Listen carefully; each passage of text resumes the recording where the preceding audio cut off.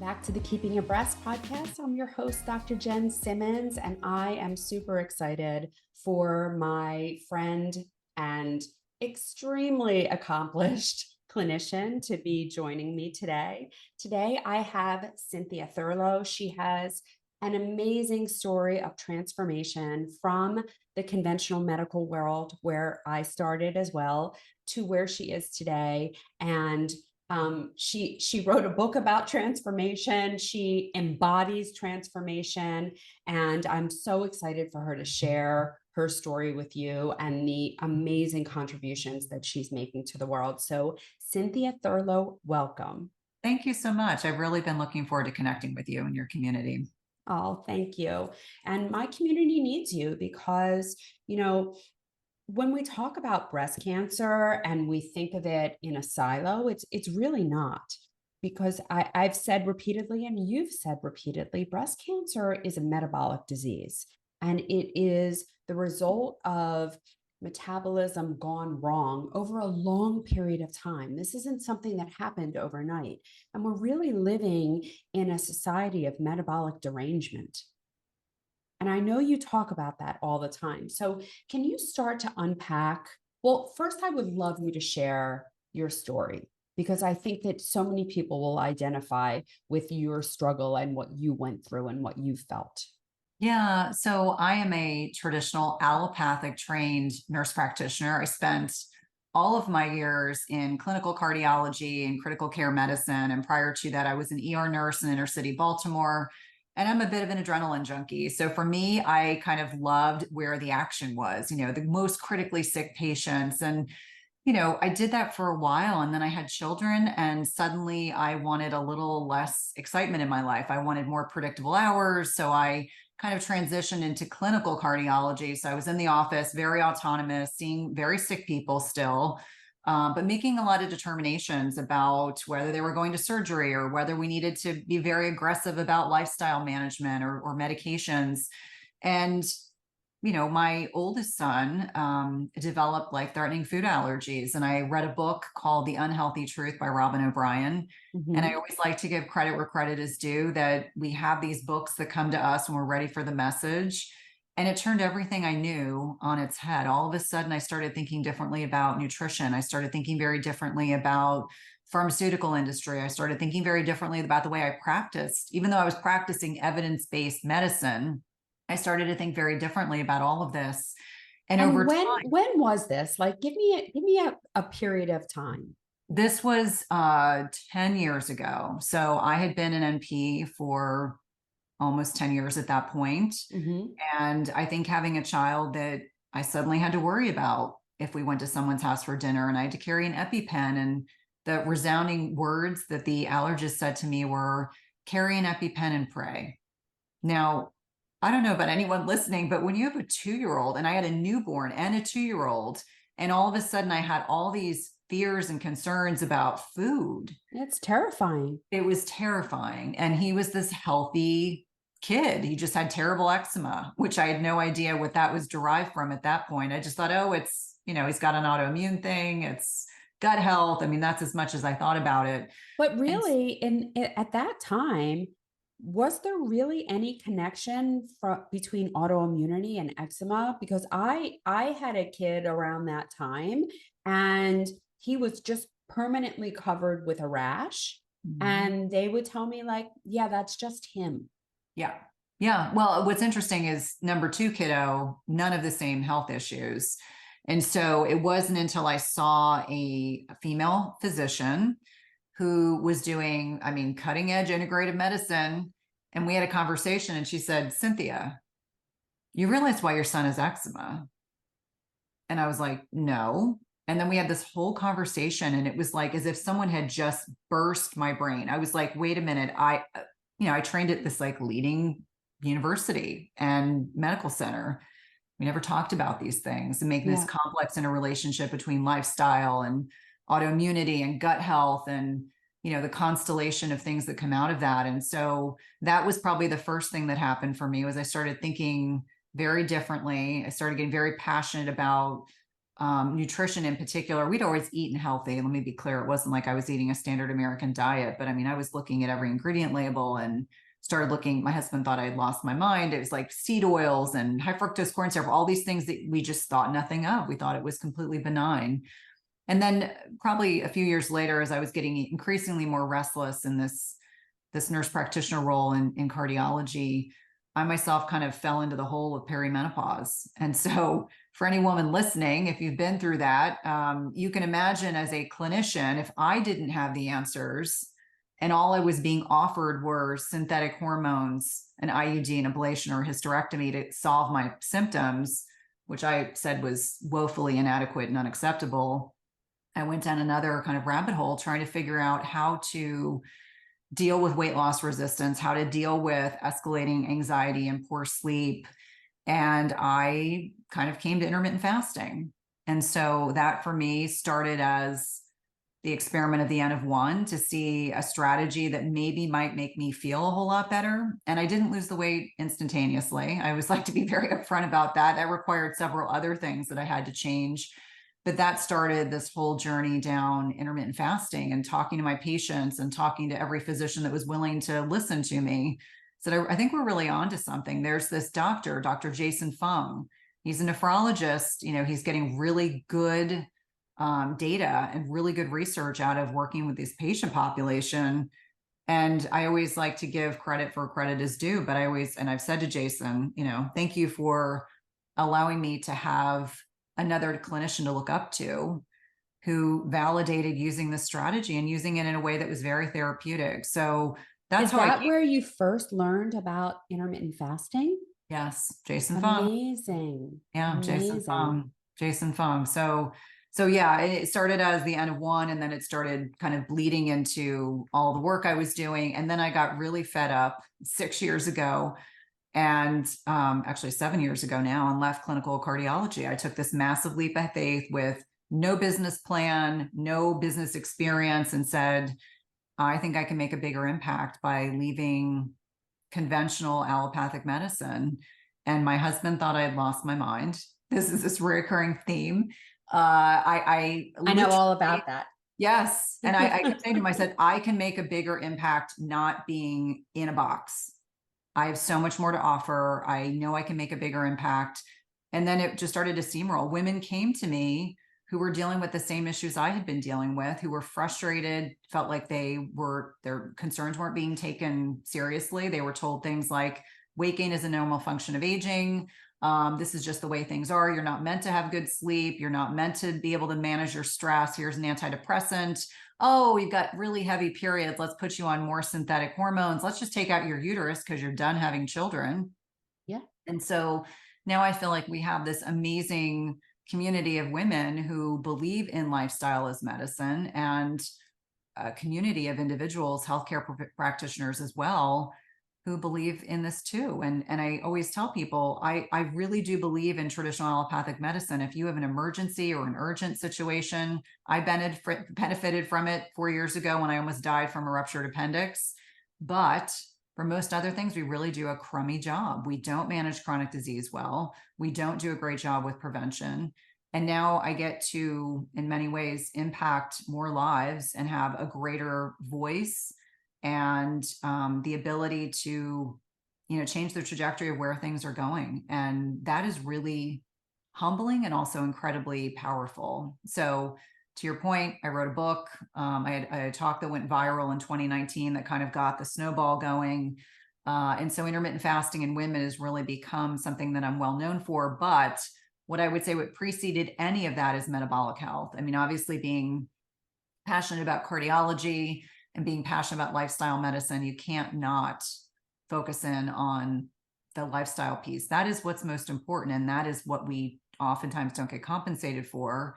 And that's oftentimes what gets swept under the rug in lieu of managing quote unquote symptoms with pharmaceuticals and little to no education about the value of sleep and stress and exercise and nutrition, which really should be the cornerstone. That should be the stepping point before we even think about managing lifestyle diseases. We should be using lifestyle medicine first. And then if it doesn't work, it isn't effective enough, the consideration to adding in pharmaceuticals, but not starting with frontline therapy.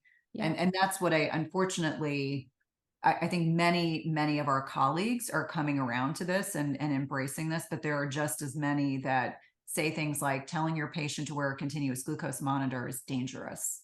I won't tell you who on social media, but this individual tried to have a full spat with me on Instagram, telling me I was dangerous I because get told that all the time too. yes. Cynthia, I Oh, consider that a compliment at this point, right?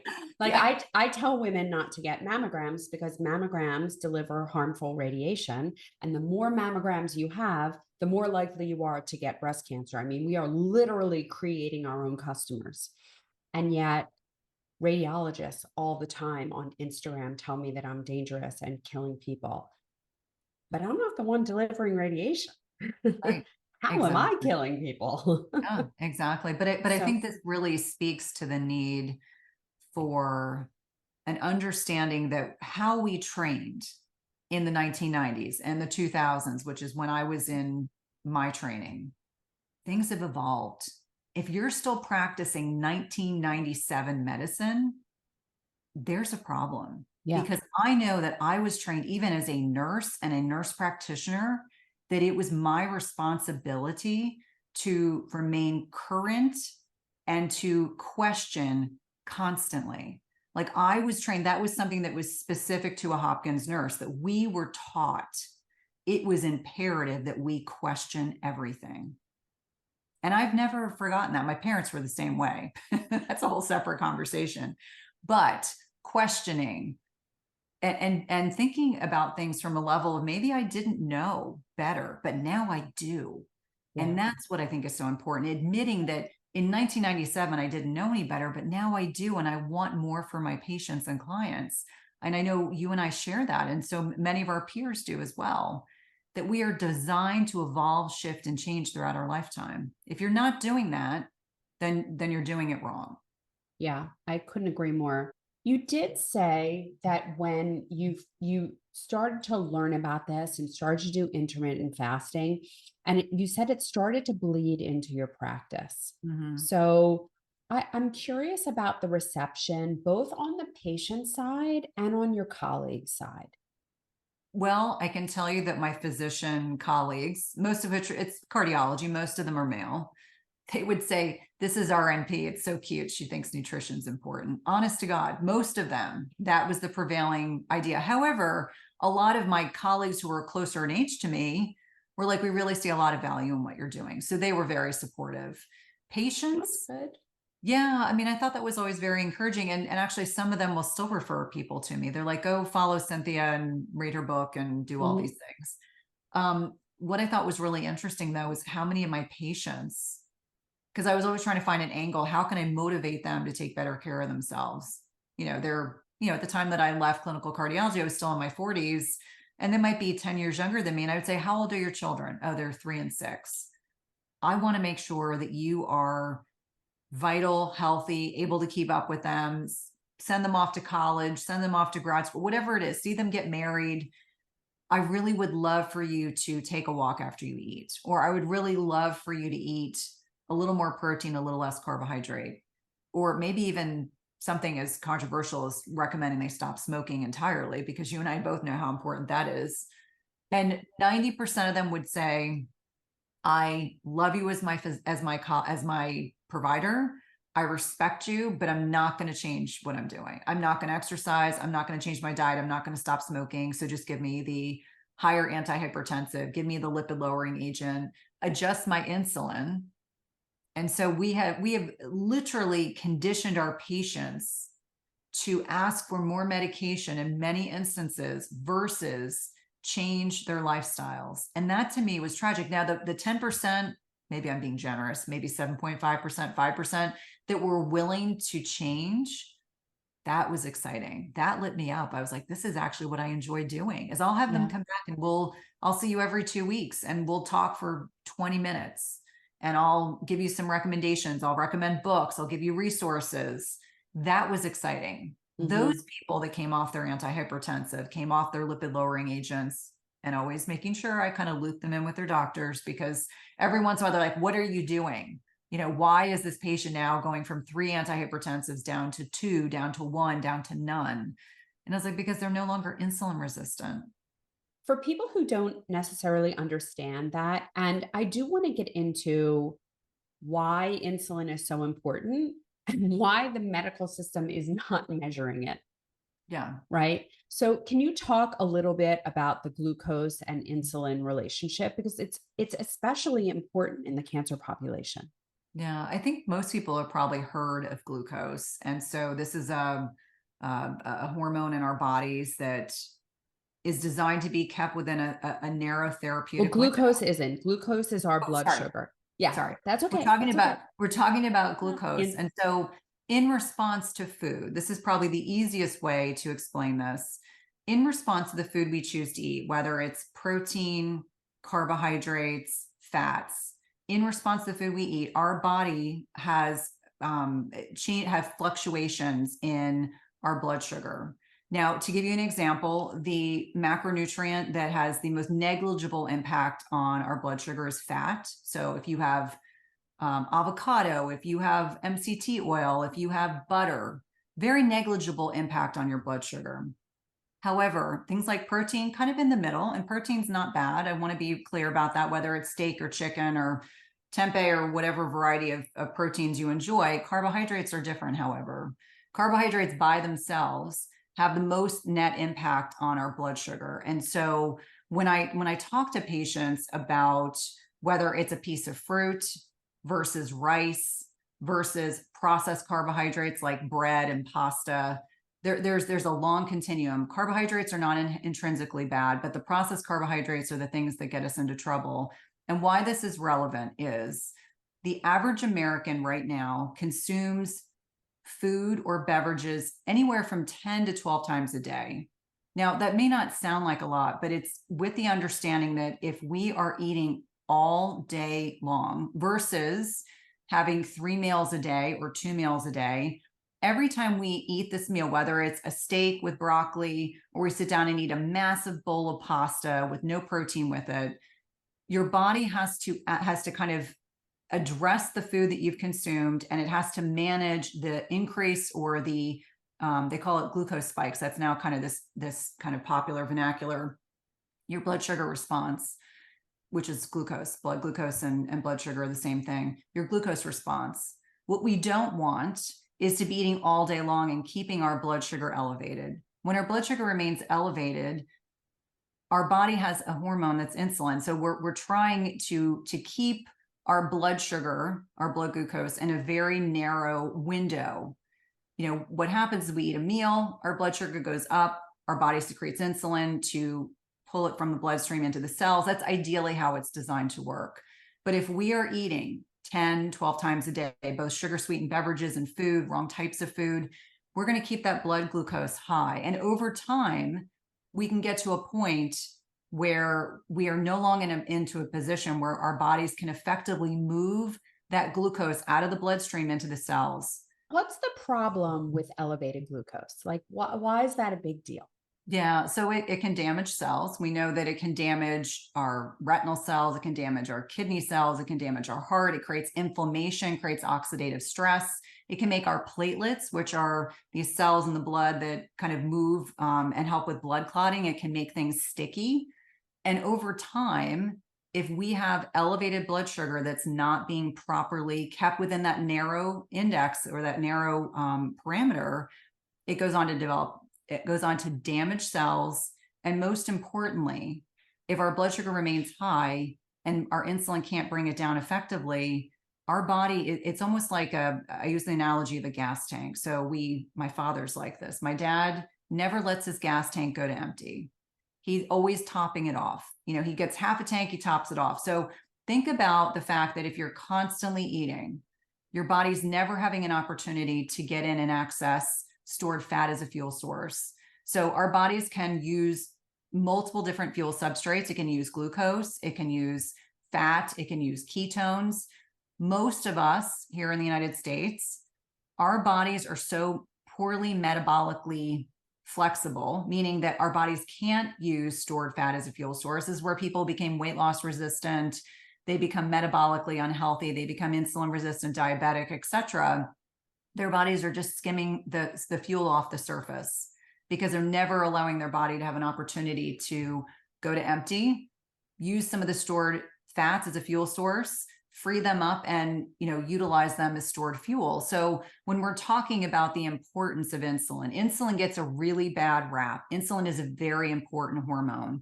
In the hormone hierarchy, it's like oxytocin, insulin, cortisol, helping people understand also if you're dealing with chronic stress. The last 3.5 years, my goodness, I mean, there's been no one that hasn't experienced more stress than usual, but helping people understand that if you're chronically stressed, cortisol goes up, blood glucose goes up, insulin goes up. I mean, it becomes this cascade of understanding this very complex interrelationship that our bodies are designed to adapt to stress, but not chronic stress. Our bodies are designed to adapt to what we eat, but not if we are not eating the right types of foods, we're eating too frequently.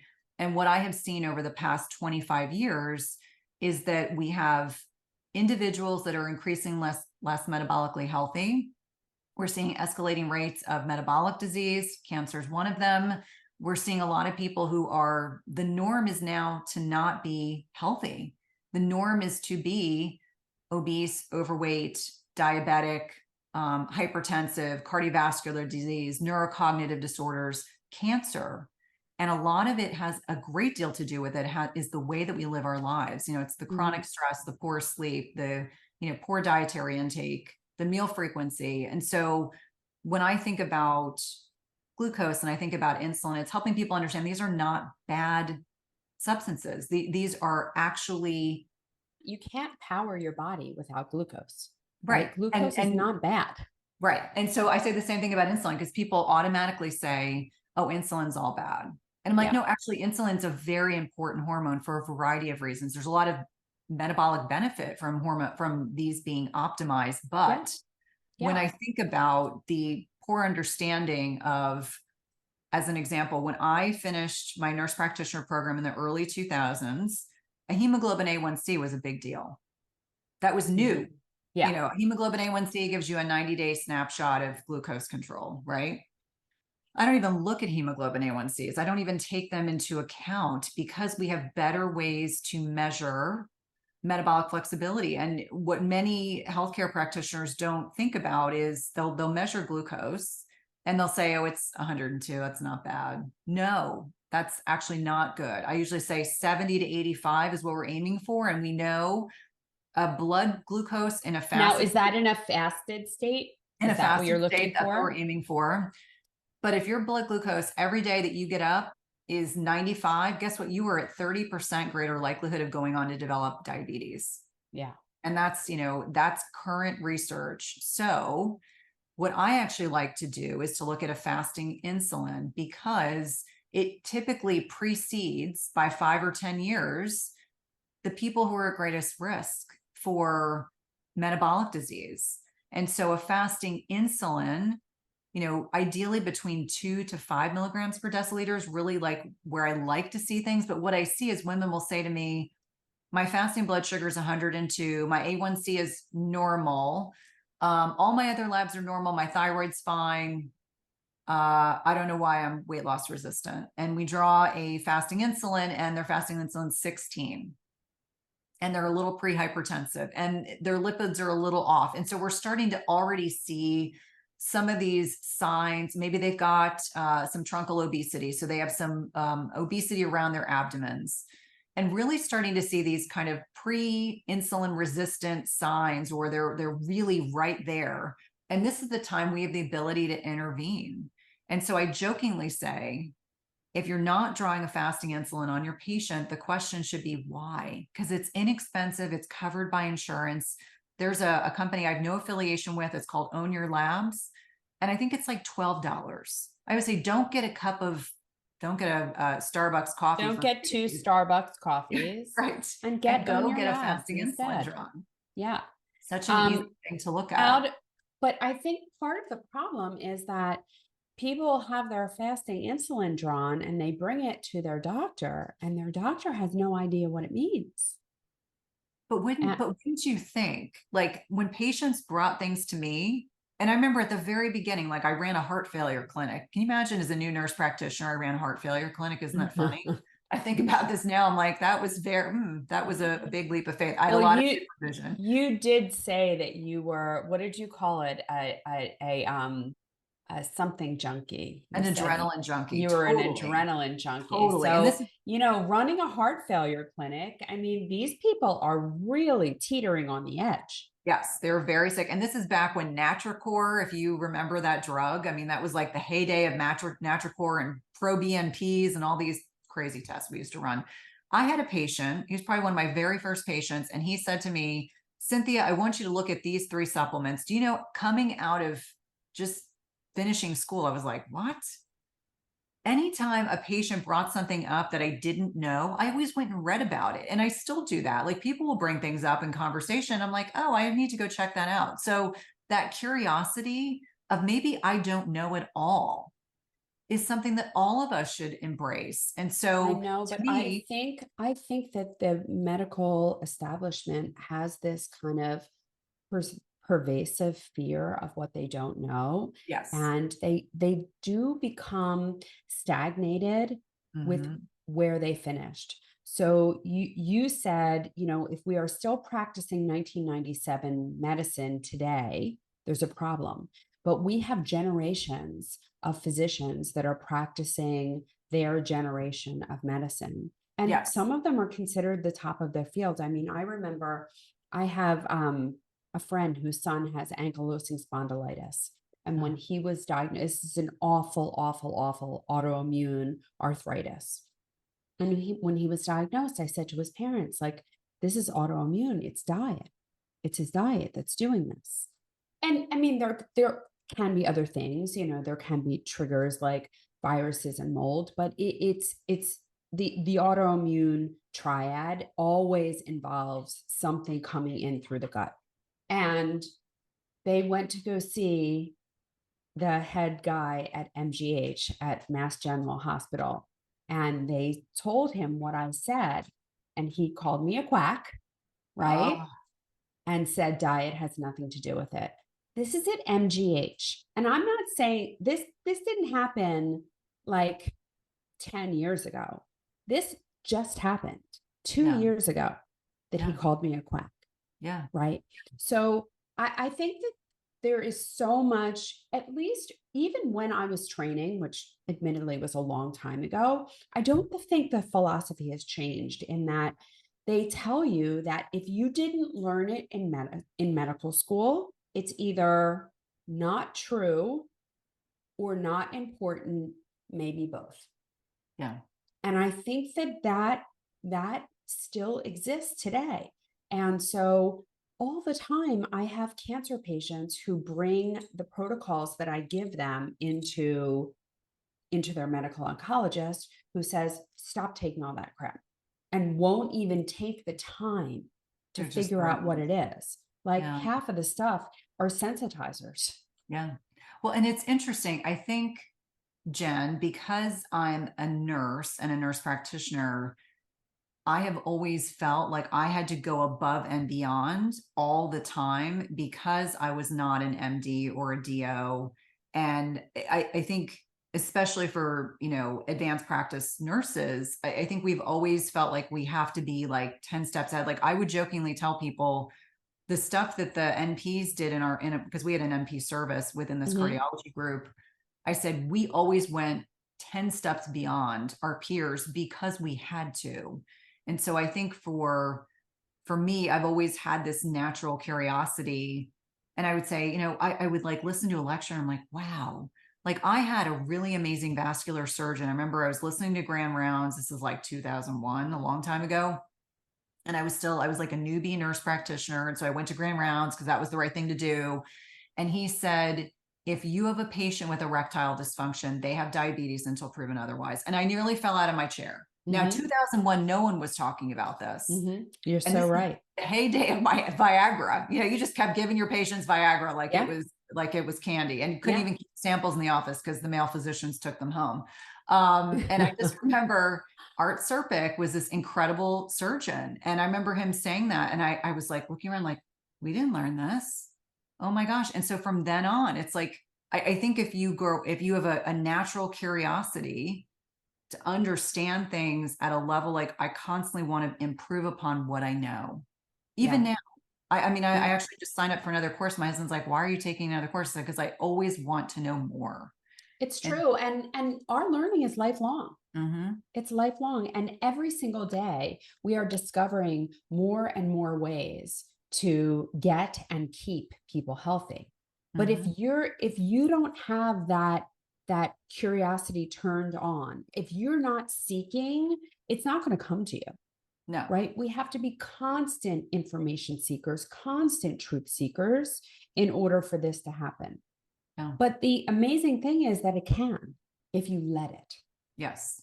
Yes. The ability to critically think is sometimes, I believe, a lost art form. I think this is something I was trying to give an example and context to my children who've never worked in healthcare. They have zero desire to be a doctor or any type of healthcare provider, but I will sometimes give them examples.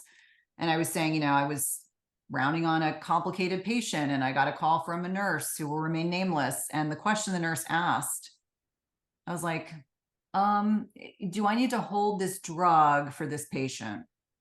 And clearly he didn't understand the mechanism of action, because if he did, he wouldn't have asked me that question about this drug. And so the first thing I said was, I'll call him William. William, what class of drugs is this drug in? And so he mentioned it and I said, and how does this drug work? Long pause. And I said, William, I want you to go look it up and then I want you to call me back.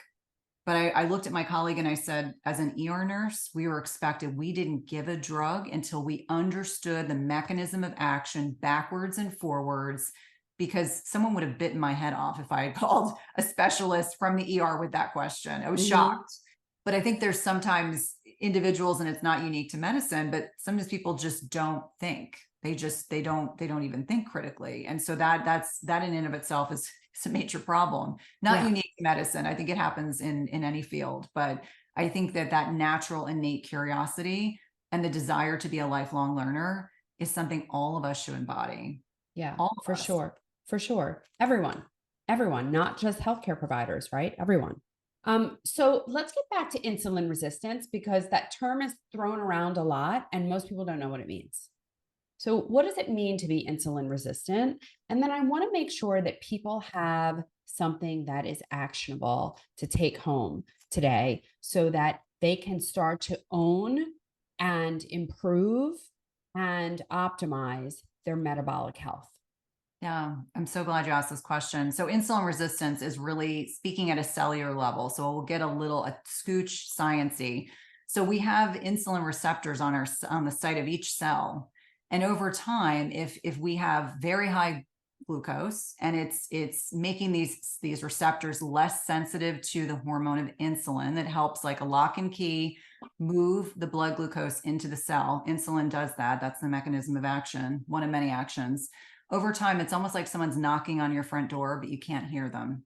It's like over time, with this prevalence of high blood glucose, it will weaken this receptor activity. And so this is reversible. I want to be very clear. This is something that's completely reversible, but it's also very important because insulin resistance is at the basis for every single chronic health problem that we see in the United States, from polycystic ovarian syndrome, which is an infertility problem, to cognitive disorders, Alzheimer's, Parkinson's, heart disease, obviously diabetes, metabolic syndrome, breast cancer. I mean, there are colorectal cancer. There are so many issues, all these Yeah. chronic diseases, high Yeah. blood pressure. What people don't realize, they'll say, oh, I ate too much salt. No, it is because you are becoming insulin resistant. Yep. Remember, those cells are not able to utilize Yep.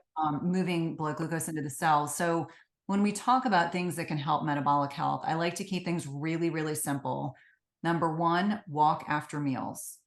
If you do nothing else, take a 10 to 15 minute walk after meals, because you actually have transporters in your muscles that kind of are utilizing glucose. So if you have a continuous glucose monitor or a glucometer, you can look at your blood sugar before you walk and after. And we know that a 10 or 15-minute walk has a really positive net impact. So physical activity is number one, because we actually start with insulin resistance in our muscles. So as we are losing muscle as we get older, I know we didn't talk about that. That can also influence why we become less insulin sensitive. Also changes with Yeah. sex Because hormones. your muscles are using that glucose, right? Yep. And as we get older, most people start to lose their muscle mass. And so, Sarcopenia. yeah. So if you lose your muscle mass, there won't be muscle there to uptake that glucose. And Yep. so that's part of why people get into trouble with blood sugar management, right? Absolutely. So I always say this is where, north of 40, our body starts replacing muscle with adipose tissue. And adipose tissue is not just fat, it is a metabolically active tissue, inflammatory, cytokines, other types of substances, that it is not a benign entity. So think about young muscle looks like filet, and older muscle looks like a ribeye. Still delicious, right? But that's if you want to just think about that visually. So number one, walk after meals. Number two, everyone listening should be able to eat in a 12-hour window of time. Now, I'm not saying everyone intermittent fasting is right for everyone at the very beginning, but understanding that we should not be eating for 14, 16, 18 hours out of the day. When we get up in the morning and maybe we have breakfast at 7 a.m., and then closing your feeding window. Maybe you have breakfast at 7, you have lunch at 1, and then you have dinner at 6, knowing that after dinner, you don't continue eating. And really, the whole concept of meals should be really just a meal, 2 to 3 meals a day. It is not, I graze all day, I have 5 snacks Yeah. in between each meal. That gets people into trouble, and they don't understand that if you don't put your macros together properly, your protein, fat, and carbs, that can be problematic. So understanding, like, my teenagers eat in a 12-hour feeding window. I'm sure they're just like your boys. They eat from the moment they wake up until the moment they go to bed, but they really do have large boluses of food. They don't get hungry in between because they put their meals together properly. That's number two. I think about the concept of rest. I know for a lot of women in particular, north of late 30s, early 40s, when they really start struggling with some of the sex hormone changes, the loss of ovarian function, less circulating progesterone, they can start having trouble sleeping. Sleep is foundational to our health. It is underappreciated, undervalued. I encourage everyone to aim for no less than 7 to 8 hours a night of sleep. It is so important, so restorative. You need a good amount of deep and REM sleep for different reasons. Most people say, what's the minimum? I usually say at least 90 minutes of both. If you have an Oura ring like I wear, I can kind of track my metrics, not to be obsessive, but just for validation. Like, okay, I had a good night of sleep. Sleep quality is very important. If you're not sleeping well, the question is why? Is it alcohol use that's disrupting REM and deep sleep? Is it where you are in your menstrual cycle? We know as women get closer to their luteal phase and they have fluctuating amounts of progesterone, usually lower amounts of progesterone heading into menstruation, that can impact things. Chronic stress, again, we've all had a lot of stress over the last Yeah. several years, all of which can impact that. Screens are a big part of that, though. Yes. How many people Blue sit light on, at night. yep. And so blue light will actually suppress a hormone called melatonin. And if melatonin is suppressed, guess what hormone is not suppressed? That's cortisol. And cortisol is not a bad hormone, but cortisol is the get up and go hormone. People say they get that second wind at 10 or 11 o'clock at night and they start binging Netflix. I get it. But we want to be conscientious about screen exposure. That includes your iPhone or your tablet or your computer, or just being under bright lights in the evening, especially now we're heading into fall. So certainly, as we're heading into cooler weather months, just being conscientious. I wear blue blockers in the evening if I have to be on my computer. It for me personally makes a big difference. But melatonin also, we start making less of it production wise after the age of 40. It's not just sleep hormone, it's also a master antioxidant. So I'm glad that you brought that up. But I would say, the big things that are low lying fruit. Number one, walk after your meals, 10 to 15 minutes. It's also good just to be physically active. That also helps with sleep. Number two, really aiming for meals, not snacks. I always say we're grown-ass adults. We should not be snacking. Yeah, That's my exactly. standard refrain. Exactly.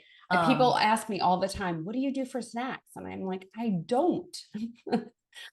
I'm not two. I don't And I need a know. snack.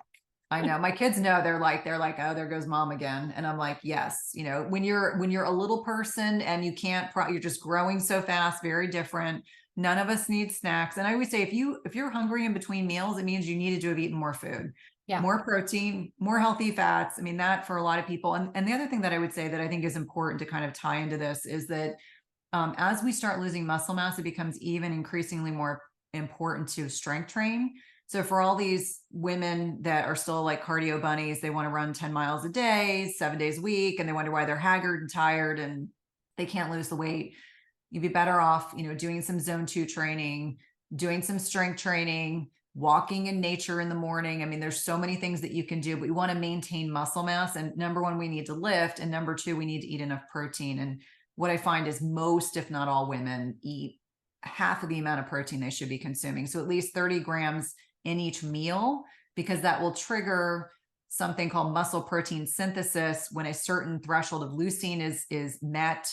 And that is what will help build muscle. And so Yeah. to help people understand, and the easiest way to do that is track your macros, like Chronometer, no affiliation with them, but I always say free app.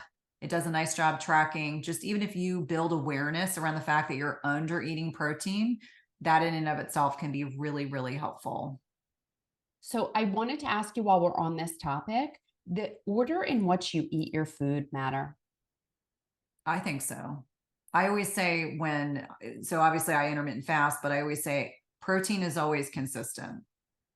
Protein, protein, protein, protein and healthy fats. Like if you sit down and have a salad with chicken and avocado and greens, or protein and carbohydrates, like you sit down and have a piece of steak with broccoli, never having carbohydrates by themselves, always having protein. That is what is going to help stabilize blood sugar. It's going to help with satiety. It's going to help with those stretch receptors in your gut. Mhm.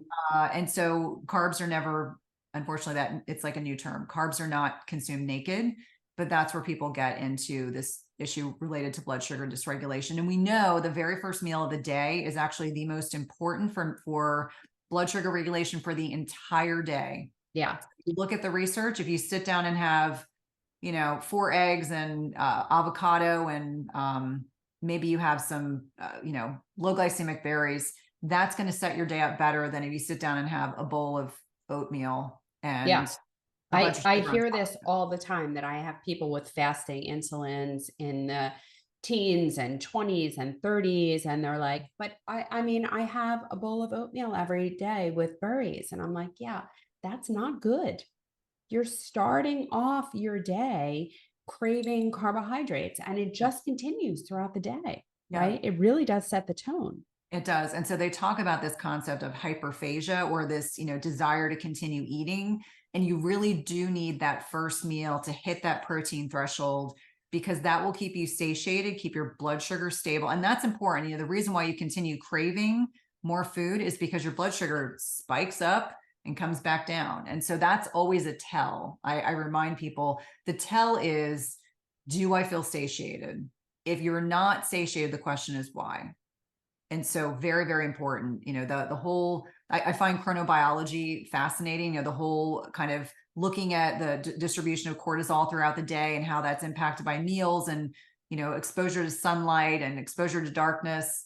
And again, we're more insulin sensitive earlier in the day. So it Yeah. makes sense to eat when it's light outside and not when it's dark outside. That may not be able to be the case 100% of the time, but it's kind of a good adage to kind of live by, to understand that intrinsically our bodies really are connected to the earth and connected to wake cycles, sun exposure, etc. I know years ago, probably much like I did, call schedules up in the middle of the night, working crazy hours. I don't Mhm. miss that at all. But if you look at the Yeah. research on shift workers and what can potentially Yeah. happen to their health, it Yeah, makes they sense. they're susceptible to more chronic disease, like 30% increase in risk for chronic disease all across the board.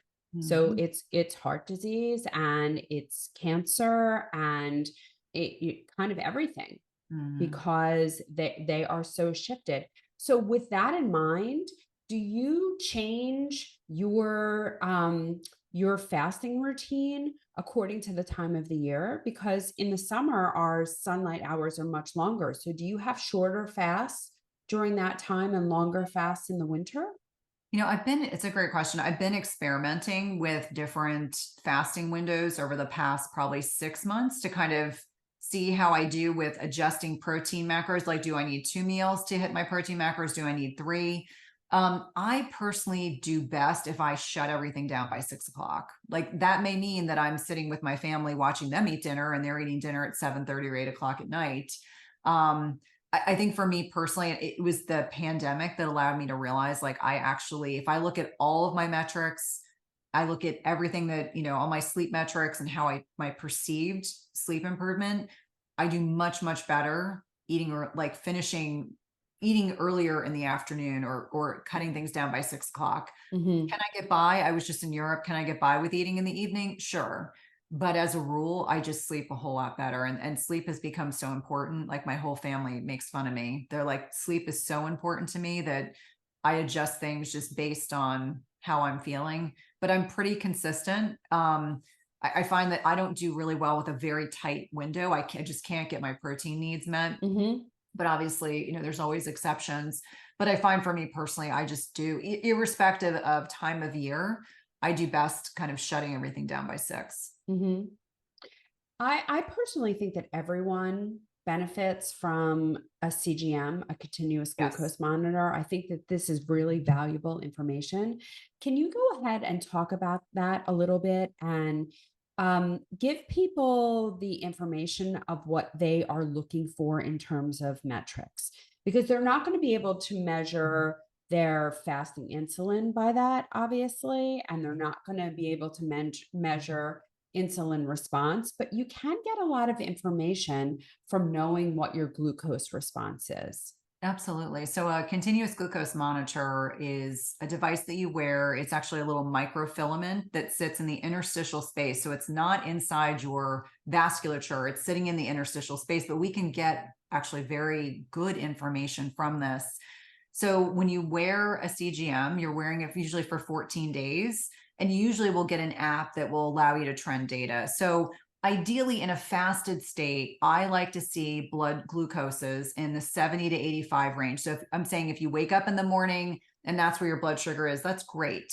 Now, obviously, things impact blood sugar, like stress, like exercise, the foods we eat, being happy, being excited. In fact, I took my CGM off last year during the book launch, because every time I got excited to get on a podcast interview, my my cortisol would go up because I was excited, and then my blood sugar would go up. And so I just watch all these crazy variations. What we're really looking for is consistency. I always think it's helpful to know, what is your fasting blood sugar? What is your blood sugar when you get hungry?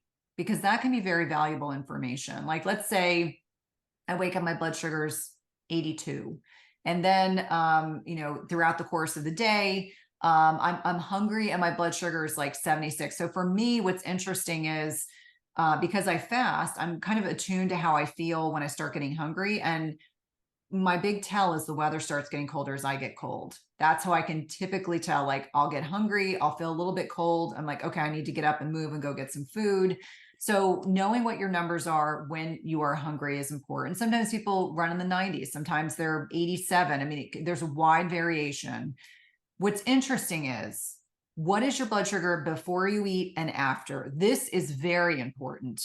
So let's say you get hungry and your blood sugar is 90, you eat a meal, you look at your blood sugar 30 minutes later, 60 minutes later, it's gone to 150. Now, this is valuable information. Number one, you got too high of an excursion. We don't ever want to see more than 25-ish points increase in your blood glucose. Now, does that occasionally happen? Yes. You had a birthday party, you had a piece of cake, maybe you went out to an Italian restaurant, you had some pasta or some bread, or maybe you had wine or dessert. But 25 is about my threshold of how much I want to see that blood glucose go up. I want you to think about the fact that when your blood sugar goes above 140, we're really starting to see and witness, you will get changes within the vasculature. You can actually start having some damage to that intimal lining, which is the lining to the inside of that blood vessel. And if it happens a few times, that's different. But if it's persistently elevated, every time you eat, you have this exaggerated blood sugar response. You need to think about, what did you eat? So number one, did you sit down and eat a bowl of pasta with no protein? That can sometimes do it. If you sit down and have bruschetta, and then you have a big bowl of pasta, and then you have a couple glasses of wine, and then you have a big dessert. Like very little protein, probably not the right types of fats, and a lot of carbohydrate, versus you start with some fiber. So maybe you have a salad, you drink some water, then you have a main course with protein. Maybe it's chicken, maybe it's fish, maybe it's a piece of steak, bison, etc. You have some non-starchy vegetables. I bet your blood sugar response is going to be minimal because you've had some fiber, you've had some protein. This will help mitigate that blood sugar response. And then if you choose to then have a dessert, or maybe you have a piece of fruit or something else, you have a much more, kind of stable blood sugar. So it's always in the context of where were you when you started, and where was your blood sugar when you finished your meal? 30 minutes later, 60 minutes Yeah. later, 2 hours later. Yeah. Very, very valuable. And I find many people don't realize, like, as an example, they go exercise and they'll say, oh my gosh, I got this huge blood sugar spike. Well, that's different. In the context of intense physical activity, you can get some release of stored glycogen, which is stored sugar. And that can happen because your body is trying to effectively free up a fuel source to be able to fuel your body.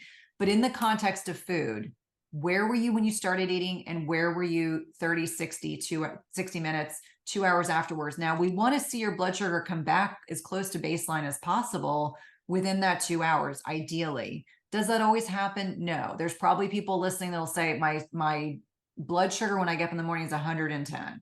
It's 100. When I eat, it goes to 150, 160. Remember what I said earlier, that insulin resistance is a problem we can fix. It takes time. It takes time for those insulin cells to become, or those cells, those cell receptors to become desensitized to the effects of insulin. It will not get fixed overnight. And usually where it shows up for my patients and clients is in the morning fasted sugars. Like they'll be very fixated. I don't know why my blood sugars are always bad in the morning. And I remind them that sometimes that is the last thing that I'll see improvement with, is that morning blood sugar in that fasted state. But really trending, like, write down what you're eating, monitor what you're eating. For some people, it's like very benign, sneaky things. They go out to a restaurant. I had sashimi without the rice. And I said to my husband, because I had such an exaggerated blood sugar response, I kept saying, oh, there must have been something probably in the salad dressing. I mean, sometimes when you're eating out, you can't control all the variables. You can't control all the ingredients. And sometimes it can be sneaky ingredients, like there's sugar in a dressing, or there's sugar in a condiment, just crazy things that can have a large net impact on blood glucose response. So that's usually how I kind of look at it in the context. Like, don't stress about every single increase in your blood sugar, but like look at trends. And most of the apps, whether it's, the one that I like is the Freestyle Libre. It's pretty easy to use. They have their own app. There's other companies, Levels, NutriSense, etc. They can give you more advanced things to look at, like averages, and what's your overnight excursion, what's your blood sugar after a meal. I mean, there's a lot of different fancy metrics, and all of those the apps are getting more and more sophisticated in that, like, some of them are actually offering up advice to you. Yep. Yeah, their NutriSense is an example. They typically will give you a registered dietitian, and that can be very helpful. But it's like where are you in your menstrual cycle? So if you're still getting a cycle, we know you lose insulin sensitivity in the luteal phase. So that changes in estrogen and progesterone can impact insulin sensitivity. We know women in perimenopause and menopause start losing insulin sensitivity. And so a lot of it can be, where are you in your cycle? What stage of life are you in? Are you on HRT? I mean, there's all sorts of like different avenues we can go down, but I do find that for most women in the latter stages of perimenopause and menopause that have the best insulin response are physically active. They monitor their stress. They sleep well. They're probably on some HRT, because that does make a big difference. And then, they're conscientious about their nutrition. It goes without saying, you cannot, as a 50-year-old woman, eat like you did at 18 and think that you're going to have the same results. It is physiologically impossible. Yeah, absolutely. So you did say that it takes a while for that insulin resistance to change, but it doesn't take as long as people think. Don't people start seeing results in a few weeks? More often than not. So if someone's on diabetes medication, lipid lowering agents, blood pressure meds, the first thing I tell them is talk to your internist, because I want you to go see them, because yes, you can start seeing alterations in blood pressure and blood sugar. Sometimes they need less diabetes medications. And so, yes, but it's interesting how that dawn phenomenon, like that cortisol and blood glucose response in the morning, that is sometimes the last thing that I'll see actually improve.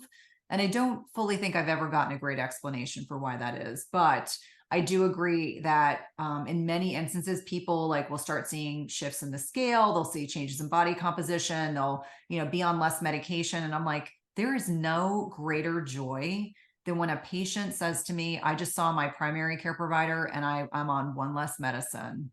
Because to me, it is, we are going against the grain. We are going against the traditional kind of allopathic model, which is, just prescribe more meds. Like, don't Mhm. talk to the patient Yeah. about Yeah. lifestyle, just prescribe more meds. That's how we're Yeah. going to deal with it. Yeah. And then the patient becomes beholden to the pharmaceutical industry. And I don't think that our bodies aren't designed to take 15 or 20 different medications. I'm sure that you And saw this. beyond that, people generally don't feel better. No, Right? Like their numbers may be managed to some extent, not to a great extent. But they don't feel better. And that's a yeah, problem. And the yeah. very same things that brought them to the doctor in the first place because they weren't feeling well, they don't feel any better on these pharmaceuticals. And I do want to mention because I know we talked about a lot of the things that elevated blood sugar does. I mean, I know that we talked about certainly it can be associated with breast cancer, diabetes, kidney disease, eye problems like glaucoma, heart disease, infertility, Alzheimer's, high blood pressure, kidney failure.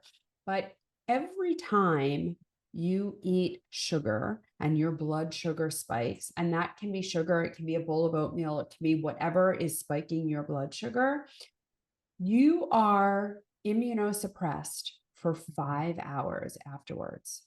And breast cancer is like at the end of a long road of immunosuppression over time that has resulted in the expansion of a cancer cell population. And this is so intimately tied to our immune system. And so the more imbalance we have in our metabolic health, the more likely we are to develop cancer because it's having direct, profound negative effects on our immune system. And I think that's probably not an angle a lot of clinicians talk about. It's like if you need further validation to course correct, it's understanding that it's not just it's not just impacting you on a metabolic health perspective, it's impacting your immunity. I mean, look at what happened over the past 3 years. I mean, I was Yeah. just listening to a podcast this morning and they were talking about, long haul COVID and talking about, the mitochondrial dysfunction and Yeah. how, they're now able to kind of look at, the individuals that have fared the worst. And I'm like, it's incredibly sad. It's incredibly Yeah. sad. Yeah. But those are also the people that started off with metabolic disease. Mm-hmm. And so dysfunction begets dysfunction, Yep. right? And those are the people that handled that viral attack the worst. And it's because they went into it immunocompromised Mm-hmm. and their immune system couldn't appropriately respond. I know that we need to wrap up, but I do want to ask you, is there anyone who you don't recommend fasting for? Yes. I'm not a fan of fasting for pregnant or breastfeeding women. I feel like, while you are growing a human or feeding a human, it is not the time to restrict your macro intake. I think for anyone that has, brittle diabetes, if they're not aware of how they feel with a low blood sugar, that's obviously a concern. It's not a strategy for children. And if you're not done growing, like I sometimes will get questions across social media, like, oh, my teenager's obese. I think they would really benefit from intermittent fasting. And I'm like, first of all, you need to talk to your pediatrician. But if they're still growing, that's not a strategy you want to use. There's other things like you could do a low carb, you could use a low carb approach, and there's certainly good research on that. The other thing that I think about is people that have significant chronic health problems. This doesn't mean that intermittent fasting might not be appropriate for them, but this is why I always loop in the internist, the primary care provider, so that someone is monitoring those metrics. Because for every patient that will monitor their blood sugar and monitor their blood pressure, et cetera, I had 5 times as many that were not willing to do any of that. And so I think someone needs to be the quarterback. Someone needs to be overseeing to see if you need an adjustment in medication. Those are typically the ones that I get concerned about. I would add also people with a disordered relationship with food, whether that be binge eating, anorexia, bulimia. Are there exceptions? Yes. Occasionally they'll reach out to me on social media and say, hey, this has been a great strategy for me. I'm working in conjunction with my eating disorder specialist, and they gave me the go ahead and they're monitoring me really closely. But I do think that in particular, anorexics sometimes will use intermittent fasting as a means of kind of hiding their eating disordered behavior. So again, there's always exceptions, but those are individuals that I kind of have a pause. I'm like, Yeah. unless your primary specialist therapist feels like you're ready for that stressor, I would probably say I would pass on it. Yeah. Yeah. And I agree with you there.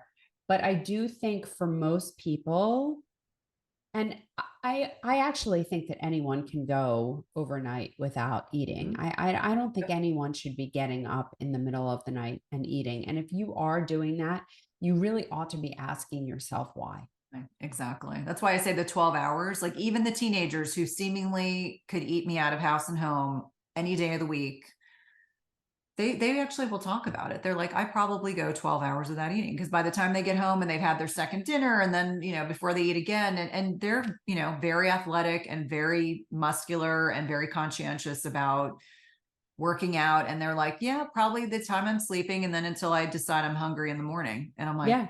perfect. Yeah. But Yeah. that's how we're supposed to Exactly. be. Exactly, exactly. Because if you were eating after dark from an evolutionary standpoint, I get and you eaten. were, yeah, it was most likely that you were the food. Yes, You were getting exactly. eaten. Exactly. Exactly. And that's why I always say, like, eating when it's light outside, not when it's dark outside. Now, Yeah, my teenagers would laugh at me if they heard me say that, but my husband and I really have started kind of embracing that. And, we sleep so much better. I'm like, I gosh, know. you just I do a used to make trial. fun of the early bird special, I and know. now I am Right. the early bird Yep. special. But you know what's funny? I always say the laugh is on them because I go to bed not having a full stomach. Yeah, I'm not drinking alcohol, so my sleep is pristine. yeah. To me It's right now, like beautiful. sleep is king. Right, exactly. Sleep is king. But yeah, I do have family members that make fun of me, and I'm like, I just accept that. I'm like, that's fine. Yeah. This is Yeah, my it's all path, good. might not be It's all yours, good. but I feel good about where I am. So Excellent. Well, I think this is a great time to conclude. I thank you so much for being here today and for sharing all your brilliance and all your wisdom. I thank you so much for doing what you do, for the people that you help, for being eternally curious and really making this world a better place. You left clinical medicine and conventional medicine to help a lot of people, and I know you have. oh well, thank you. Thank you likewise. It's Dr. Jen. Until next time, bye for now.